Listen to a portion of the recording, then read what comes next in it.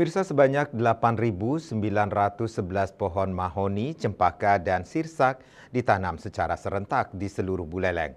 Hal tersebut dilakukan untuk membantu mengembalikan begitu banyak pohon yang ditebang untuk mencetak surat suara dalam pilkada serentak.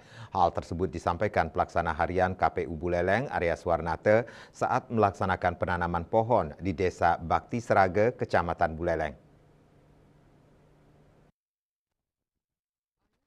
Nata menyampaikan pohon-pohon tersebut akan disebar dan wajib ditanam oleh seluruh anggota KPPS yang dilantik. Sementara sejumlah 300 pohon yang didistribusikan oleh KPU Bali nantinya akan ditanam dengan lokus Porkopimda Kabupaten Buleleng, kampus dan sekolah.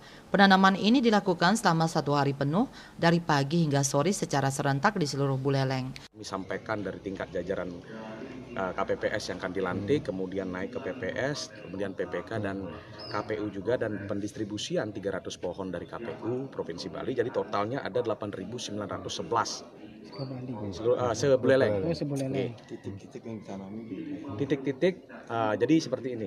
Jadi lokus kita untuk di Kabupaten Buleleng itu ada Porkompimda, kampus, sama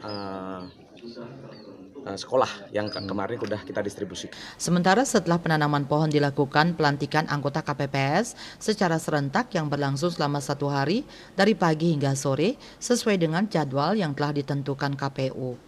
Seperti yang dilaksanakan di Desa Bakti Serage dan Kelurahan Banyuasri, Kecamatan Buleleng.